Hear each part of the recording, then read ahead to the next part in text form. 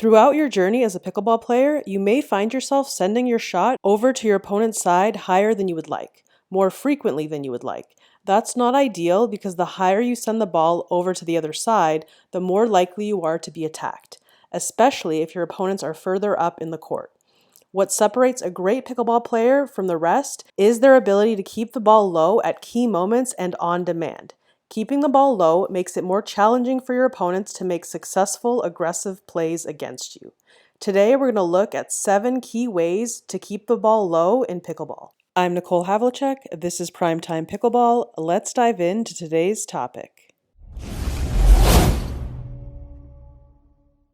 Missing one of our videos is like missing an easy put-away. Don't let that be you. Subscribe now.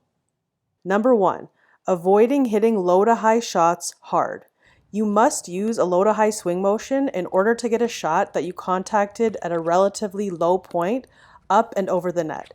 There's really no way around that. It's physics.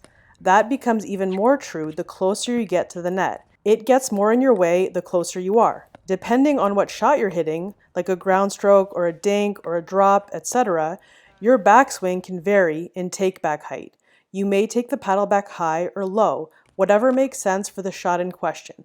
But the point is that regardless of your backswing height, you must, within your swing motion, ultimately get your paddle under the ball and come up into contact with the ball and finish your motion higher than contact with the ball when you're dealing with a low contact point. Now, anytime you have to send the ball up so that it clears the net, there is a danger that if you send the ball too hard with a low to high motion, it will produce a high contact for your opponents and therefore be attackable. At this point, you're probably in trouble on the very next shot that's going to come your way. A very good strategy to keep the ball low when you must use a low to high motion is to use a soft shot.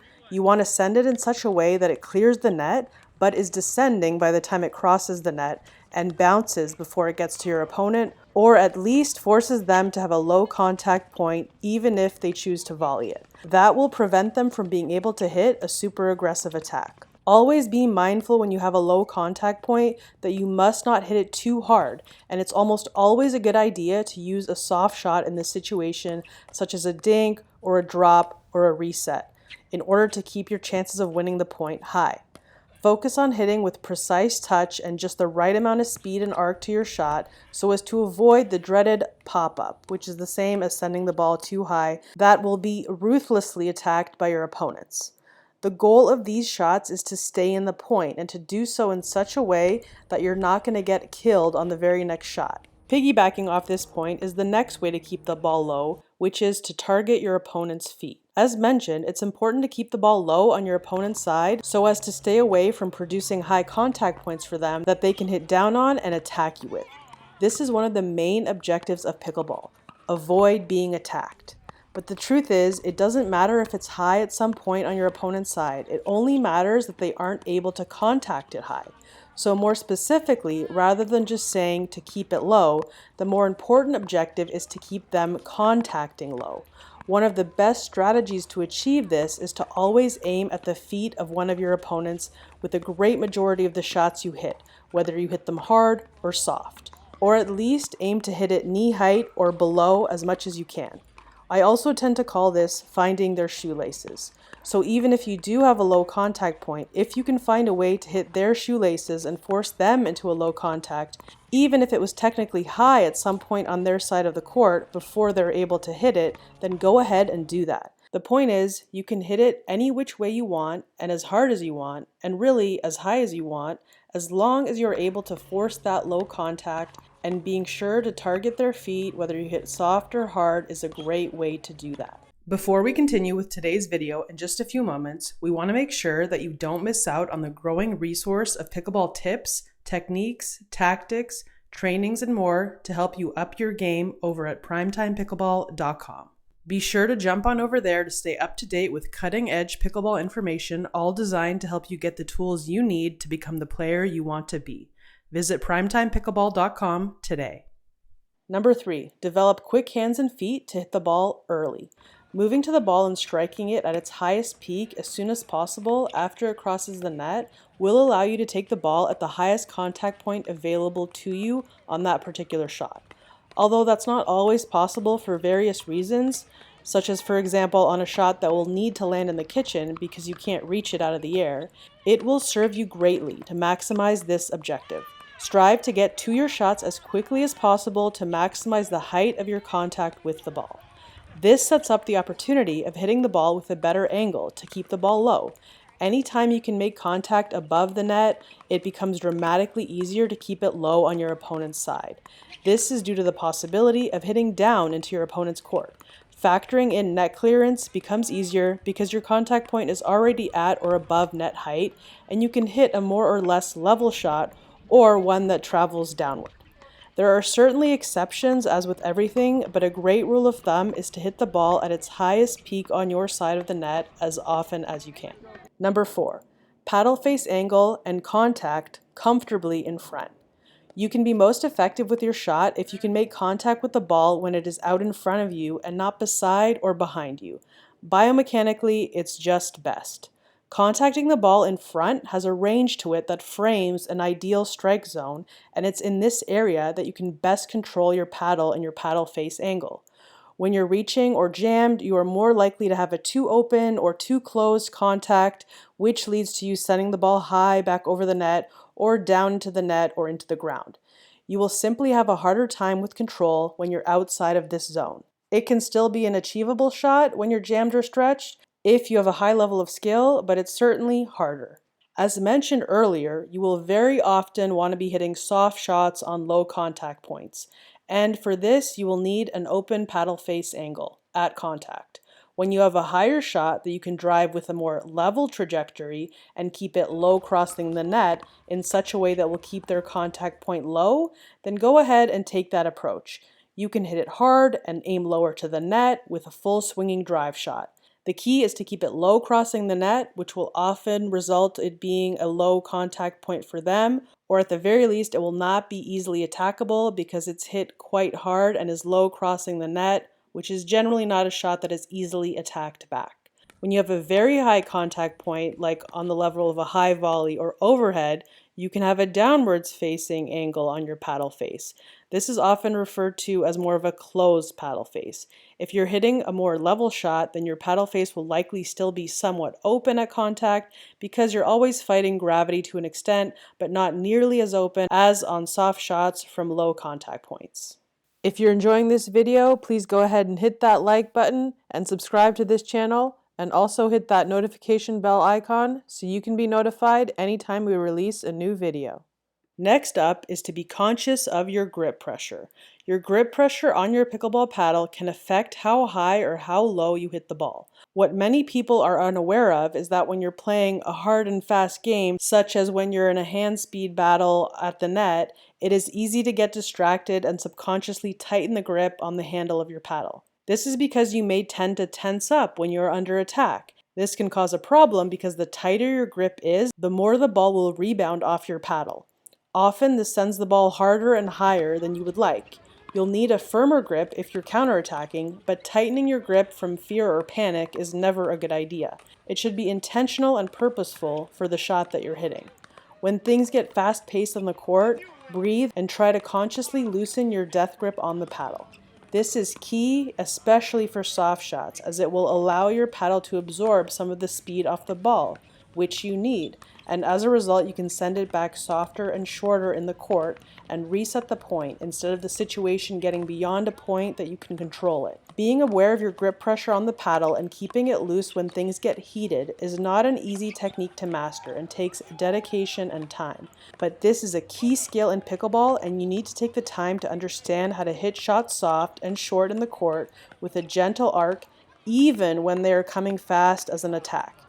Dealing with this shot this way is referred to as a reset, and it's a high-level skill that will definitely up your game. We recently did a video on this that we'll link to here and in the description below, all about defense and resetting, so you'll want to check that out. The benefits of the reset shot is that you will keep your opponent's contact low even if they have hit hard at you, and it's your best chance of claiming a better court position more towards the non-volley zone line, or preferably at the non-volley zone line, and preventing repeated attacks. Number 6, don't flick your wrist or break your elbow. One of the main culprits of sending the ball unintentionally too high is excessive use of the wrist and/or the elbow during your swing. We see this all the time, and it's very important to eliminate most of any wrist or elbow motion you may have during contact. I'm more specifically referring to soft shots here. Full swing shots are a different story, though this still remains partially true even in those cases. You'll want to hit your shots swinging primarily from the shoulder and keep the wrist and elbow relatively stable with only minor motions. Flicky motions that are abrupt with the wrist or elbow typically introduce instability into any pickleball shot and generally lead to a loss of control and accuracy. Generate power using your legs and the rotation of your body and allow the main hinge to be your shoulder. It will be much easier to keep the ball low when you have this squared away. And last but certainly not least, one of the best things you can do to help you keep the ball low is to add spin to your game.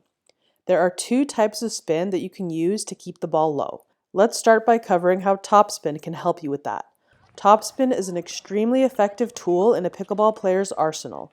It has the synergistic benefit of being an offensive shot and a defensive shot at the same time. Offensive in the sense that when you have topspin on the ball, it does complicate the timing of a clean contact for your opponent when they're dealing with that shot. And when a topspin shot hits the ground, it does speed up and kicks towards your opponent, which further complicates their timing. In the defensive sense, a shot hit with topspin can clear the net higher than other shots, such as a flat or underspin shot, which gives you more margin for error over the net. The reason that is okay and it works out in the end is because the topspin causes the ball to curve downwards as it's in flight. So if it's hit well, by the time it reaches your opponent, it's low.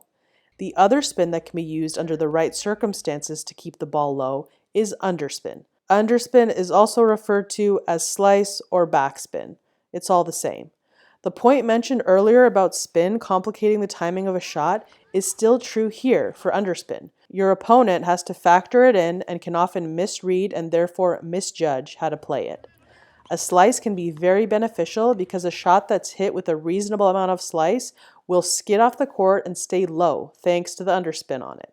For this reason, you'll see slice used extensively in the dinking game at high levels and any other time when it's important that the ball stay low throughout the entire flight of the ball. And that brings us to an important point.